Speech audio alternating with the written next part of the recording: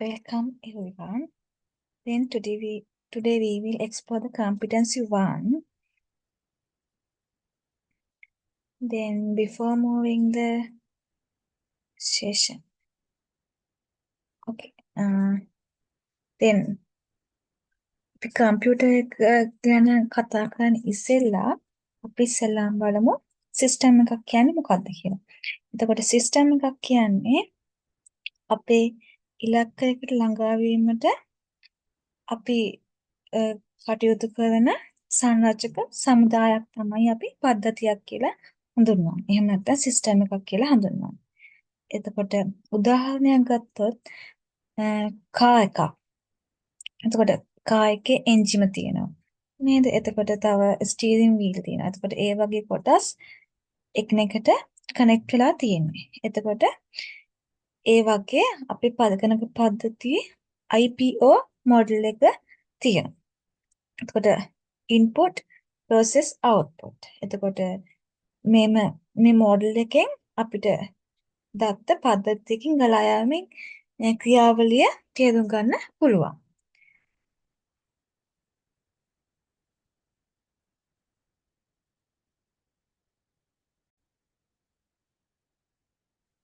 දැන් අපි කතා කරමු කම්පියුටර් එක ගැන. හරිද? එතකොට කම්පියුටර් එක කියන්නේ ඉලෙක්ට්‍රොනික ඩිවයිස් එකක්. එතකොට ඒක ඉන්පුට් data input කරගෙන ඊට පස්සේ ඒ data softwares වලට අනුව ඒක සකස් කරලා process කරලා එතකොට ඊට පස්සේ අපිට output එක දෙනවා information. Then this computer act as the system. Then there are main three components. Then input devices are අපි keyboard and mouse වලින් අපි data input කරනවා. එතකොට අපි ඒකට input devices කියලා කියනවා. එතකොට අපි processing unit එකට පාවිච්චි කරන්නේ CPU එක. central processing unit එක. එතකොට output device විදිහට අපිට monitor එක, printer එක ගන්න පුළුවන්. එතකොට මේ ඔක්කොම ටික එකිනෙකට ක්‍රියා කරනවා. එකිනෙකට work together. නේ. එතකොට අපි IPO model කියලා ගන්න input process output. Then ඊට පස්සේ අපි computer එකේ මේ main components එකක් නෙමෙයි. ඒකට අපි peripheral device එක add කරලා ඒකෙන් අපිට more efficiency එකක් ලබා ගන්න පුළුවන්. එතකොට for an example, printer is a output device. එතකොට scanner is the input device. Scanner කියන්නේ input device එකක්. එතකොට we use it to input the data and instructions. එතකොට touch screen කියන්නේ අපි both input and output device. එතකොට ඒකදී අපිට දත්ත ආදානය කරන්න පුළුවන් ප්‍රතිදානය කරන්න පුළුවන්. එතකොට storage device ගත්තොත් අපිට flash drives, hard disk ඒව ගන්න පුළුවන්. එතකොට තව input device වලට තව උදාහරණ ගත්තොත් අපිට ගන්න පුළුවන් microphone, ඒ වගේම තව microphone ගන්න පුළුවන්. එතකොට තව scanners ගන්න පුළුවන් නේ. ඊට පස්සේ තව අපිට ගන්න පුළුවන් web camera, digital camera, barcode readers, CCTV cameras, then QR code readers, then MICR magnetic ink character reader. ඒක අපි use කරන්නේ check වල තියෙන අංක කියව ගන්න තමයි අපි MICR එක use කරන්නේ. එතකොට OCR කියන්නේ optical character reader. එතකොට used to scan and input printed documents. ඒ කියන්නේ අපේ තියෙන text document එක අපිට ඒක මේ input කරන්න ඕන නම් අපි එකෙන් තමයි scan කරලා එකෙන් තමයි input කරන්නේ. OMR කියන්නේ optical mark reader. It's used to read the marked answers on the MCQs. අපේ MCQs වල තියෙන කතර ගහන මේ answer sheet එක තියෙන එන්න ඒක අපිට මේ චෙක් කරලා අපිට ආන්සර් මේ කරෙක්ට් මේ අපේ රිසල්ට් එක ගන්න පුළුවන්. ඊට පස්සේ microphone it used to input audio. then output devices ගත්තොතින් අපිට output devices තුන් ආකාරයකින් අපිට ගන්න පුළුවන්. ඒකට soft copy, hard copy and the sounds විදියට. ඒකට soft copy දෙන්නේ monitor එක. monitor එක display the information on the screen. ඒකේ information අපිට screen එකේ display වෙනවා. එතකොට monitor එක කොටස් තුනයි CRT, LCD, LED. ඒකට CRT කියන්නේ cathode ray tubes, LCD කියන්නේ liquid crystal display, LED කියන්නේ light emitting diode. එතකොට ඒ තවත් soft copies දෙන device එකක් තමයි multimedia project එක කියන්නේ. එතකොට project information on to a large screen. large screen එක අපිට output එක දෙනවා screen එකක් විදියට. ඊට පස්සේ hard copy. එතකොට අපි hard copy දෙන්නේ print එකෙන්. එතකොට print එක අපි කොටස් දෙකකට බෙදනවා impact printers then non impact printers. එතකොට impact printers ගත්තොතින් dot matrix printers then line printers then non impact ගත්තොතින් laser printers inkjet printers thermal printers. එතකොට තව එක්සාම්පල් එකක් තමයි hard copies දෙන එකට plotter එක. plotter එක අපි use කරන්නේ printing large scale designs. අපි large scale designs print කරන් තමයි අපි plotter එක use කරන්නේ. එතකොට අපි sounds ගත්තොත් speakers. then we can get the output by the audio. නේ. then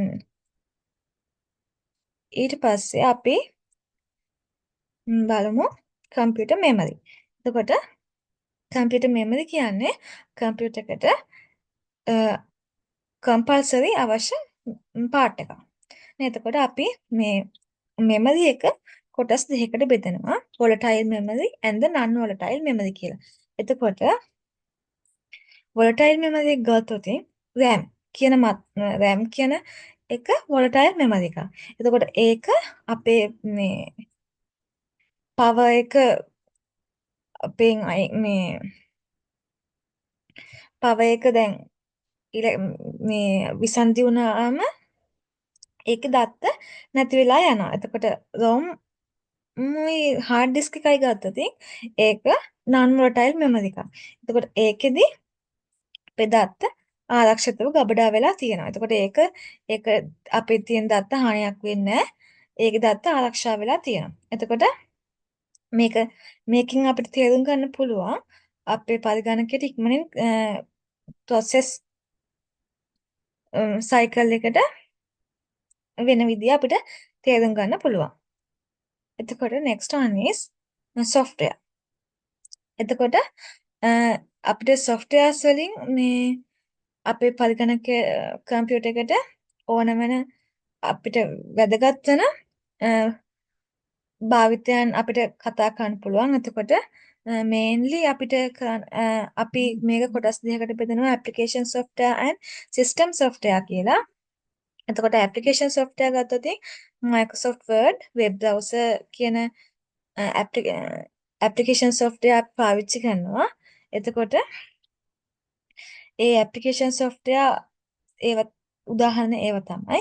එතකොට ඊට පස්සේ system software පද්ධති මෘදුකාංග. එතකොට ඒක අපි operating system කියලා Linux, Windows, macOS කියන මෘදුකාංග එතකොට පරිගණකයේ control කරනවා. එතකොට softwares නැතුව computer එකක් අපිට මේ ප්‍රයෝජනයක් ගන්න බෑ. එතකොට next one is CPU Central Processing Unit. එතකොට මධ්‍ය සැකසුම් මේකකය කියලා කියනවා. එතකොට CPU is the brain of the computer. CPU එක කියන්නේ පරිගණකයේ මොලේ. එතකොට අපි මේ CPU එක main components තුනකට බෙදනවා. එතකොට එකක් තමයි control unit, arithmetic and logic unit, memory registers. එතකොට control unit එකෙන් කරන්නේ control all hardware devices connected to the computer. එතකොට මේ CPU එකට connect කරලා තියෙන සියලුම hardwares පාලනය control කරන එක තමයි මේ control unit එකෙන් කරන්නේ. එතකොට ALU එකෙන් කරන්නේ මේ සියලුම මේ mathematical and logical functions මේ perform කරනවා ALU එක මගින්. එතකොට memory registers වලින් කරන්නේ ඒකෙත් අපි කරන්නේ temporary data store කරනවා. එතකොට මේකෙදිත් අපිට විදුලිය විසන්ති වුණාම අපේ data නැති වෙලා යනවා, විනාශ වෙලා යනවා. then අපි ඊළඟට මේකෙදි අපි data and instructions input කරනවා. එතකොට ඒක main memory එකට යනවා. ඊට පස්සේ ඒකෙන් අපිට output එක එනවා. ඊට පස්සේ ඒ වගේම තමයි අපේ data process කරනවා CPU එකෙන්. එතකොට process data අපි send කරනවා primary memory එකට. ඒ වගේම එතකොට data output කරනවා output devices වලින්. එතකොට data අපි store කරනවා secondary memory for the future. අපි future එකට පස්සේ ගන්නකම් අපි secondary memory එකේ data store කරනවා. එතකොට control unit එක manage කරනවා all the parts of the computer. හරිද? එතකොට next one is data and information. එතකොට data and information ගත්තොත් දත්ත කියන්නේ data. එතකොට data කියන්නේ අපිට ඒකේ අර්ථයක් නැහැ, සකස් කරලා නැති දෙයක්. එතකොට තොරතුරු කියන්නේ සකස් කරලා තියෙන ප්‍රයෝජනවත් දත්ත තමයි අපි information කියලා කියන්නේ. එතකොට උදාහරණයක් ගත්තාම 10 20 30 කියන්නේ ඒ සංඛ්‍යා නිකන් normal data. Then when we get the average of these 10 20 30 it's a 20. then ඒක එතකොට information එකක්. average එක information එකක්. එතකොට අපිට තියෙන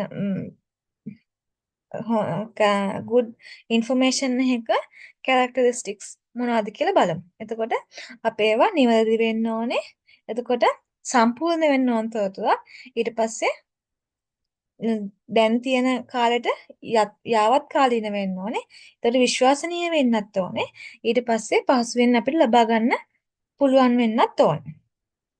හරිද? ඊට පස්සේ අපි බලමු PC specifications. එතකොට ඉස්සෙල්ලාම අපි කම්පියුටර් එකක් නැත්නම් ලැප්ටොප් එකක් buy කරන්න යනකොට ඒකේ ස්පෙસિෆිකේෂන්ස් තියෙනවා. හරිද? එතකොට අපි ඒකට අවධානය යොමු කරන්න ඕනේ මූලික කරුණු වලට. එතකොට එකක් තමයි processor speed එක. ඒ කියන්නේ අපේ මේ processor එකේ speed එක, CPU එකේ speed එක. ඊට පස්සේ RAM එක. RAM එක කියන්නේ temporary memory එකක්. එතකොට ඒක ගැන අපි බලන්න ඕනේ. ඊට පස්සේ hard disk capacity. ඒ hard disk එකේ අපේ data store කරන්න පුළුවන් capacity එක ගැන බලන්න ඕනේ. ඊට පස්සේ monitor resolutions. ඒකේ අපි images, text ඒවා අපිට output එක දෙන විදිය අපි චුට්ටක් බලන්න ඕනේ. ඊට පස්සේ ඒ වගේම තමයි අපි කම්පියුටර් එකක් හරි ලැප්ටොප් එකක් හරි buy කරන කලින් අපි ඒක ඇයි පාවිච්චි කරන්නේ? එතකොට අපේ devices වලටයි software වලටයි ඒක ගැලපෙනවා. ඊට පස්සේ අපිට තව technical support එක ඕනද කියලා අපි බලන්න ඕනේ. ඊට පස්සේ අපි තව warranty එක ගැන අපි බලන්න ඕනේ. ඒ වගේම අපේ ආරක්ෂාවට තමයි අපි antivirus softwares use කරන්නේ. එතකොට අපි antivirus softwares install කරලා ඒක හැමතිස්සෙම update කරන්න ඕන. එතකොට අපි firewall protection එකක් දාන්නේ අපේ තවත් ආරක්ෂාවට. එතකොට අපි antivirus software එකක් එකිනෙකට run කරන එක අවශ්‍ය වෙන්නේ නැහැ. හරිද? එතකොට අපි antivirus software එකක් තිබ්බාම ඇති. හරි. Thank you for your attention.